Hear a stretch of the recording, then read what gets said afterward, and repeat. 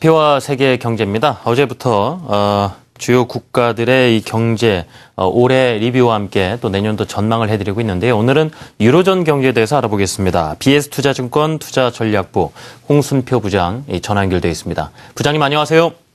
예, 안녕하세요. 네, 어제 미국 경제를 짚어봤는데요. 오늘은 유로존 경제 준비해 주셨다고 들었습니다. 유로존 경제 올해 전반적인 흐름이 어땠는지부터 들어보겠습니다.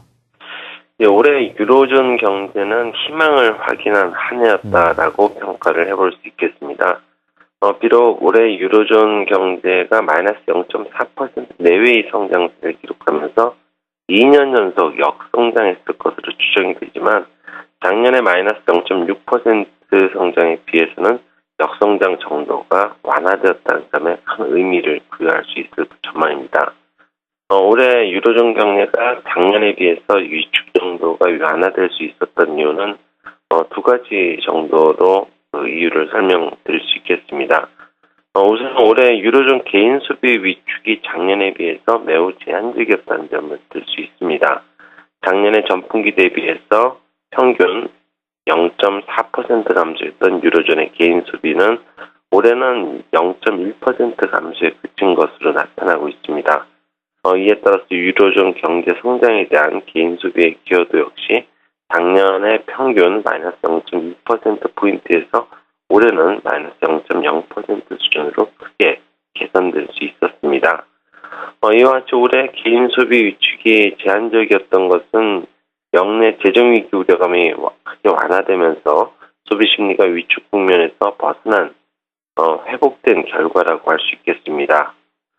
그리고 올해 유로존 경제의 역성장 정도가 작년보다 완화될 수 있었던 두 번째 이유는 역시 정부 지출의 증가에서도 설명 가능할 것 같습니다.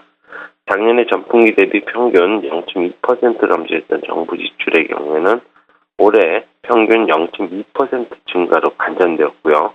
이에 따라서 유로존 경제 성장에 대한 정부 지출 기여도 역시 작년 0.0%포인트에서 올해 플러스 0.05%포인트로 플러스 상승 전환될 수 있었습니다. 다만 재정 약화로 정부 지출이 제한적일 수밖에 없다는 점을 고려한다면 매우 고무적인 결과라고 평가할 수 있겠지만은 유럽 집행위가 강조하고 있는 재정 적자 비율 GDP의 3% 감축 프로그램이 시행되고 있고 또 실제 총량 기준에서는 큰 변화가 없기 때문에 향후 유로존 경제 성장을 이끌기에는 정부 지출 분명히 한계가 있을 것이라는 전망도 올해 확인을 할 수 있었습니다. 예. 물론 개인 소비도 회복이 되고 정부 지출이 증가하면서 성장으로 좀 국면으로 들어가는 모습을 보였지만은 정부 지출에 있어서는 추가적인 성장 견인에는 좀 한계가 있어 보인다는 말씀도 해주셨는데요. 자, 지금까지 앞으로 나아가기는커녕 뒷걸음질을 계속해요. 마이너스 성장을 보여오다가 이제부터는 좀 한 걸음씩 내딛어 나가는 모습을 보였다라는 거 참 의미가 있겠는데요. 내년에 유로존 경제 어떻게 전망을 하고 계신지 여쭤보고 싶습니다. 네, 현재 글로벌 투자자들의 경우 내년 가장 성장성이 유망한 증시는 역시 유로존 증시로 관심이 모아지고 있습니다.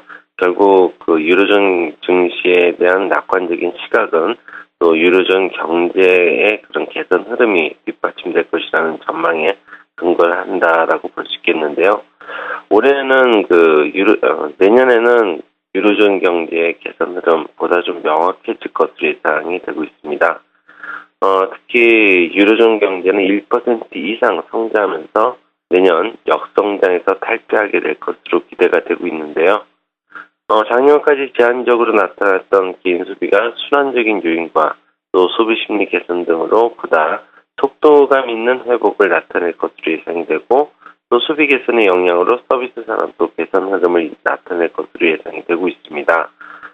그리고 그동안 유로존이 당면한 높은 실업률이라든지 통화정책의 한계, 또 주택가격 하락에 따른 자산가치의 하락과 재정 약화로 인한 정부의 경기방어 능력 상실 등과 같은 구조적인 문제점은 그동안 유로존 경기 개선을 제약해왔던 중요한 요인이라고 볼 수 있습니다. 그렇지만 소비 심리를 중심으로 순환적 측면에서 유로존 경기 방향성은 보다 뚜렷해지고 있습니다. 작년 하반기에 유럽중앙은행의 국채 매입 프로그램 시행 이후에 유로존 역내의 재정위기 국가들에 대한 우려가 크게 완화될 수 있었고요. 이에 따라서 유로존 경제 주체들의 심리가 오랜 기간 위축에서 벗어나 회복으로 다시 돌아올 수 있었습니다. 실제로 유로존의 소비자 기대지수는 여전히 기준선 0포인트 선을 밑돌고 있지만 작년 11월 이후 장기간 개선 흐름을 이어가고 있고 올해 하반기부터 서비스 산업 기대지수도 개선 흐름을 이어가고 있습니다. 소비 심리 지표가 소매 판매를 중심으로 개인 소비에 또 서비스 산업 기대지수가 서비스 산업 경기에 선행하고 있다는 점을 감안한다면 내년을 포함해서 향후 유로존 소매 판매와 서비스 산업 경기 개선 흐름이 이어질 것이라는 전망을 충분히 해볼 수 있겠습니다.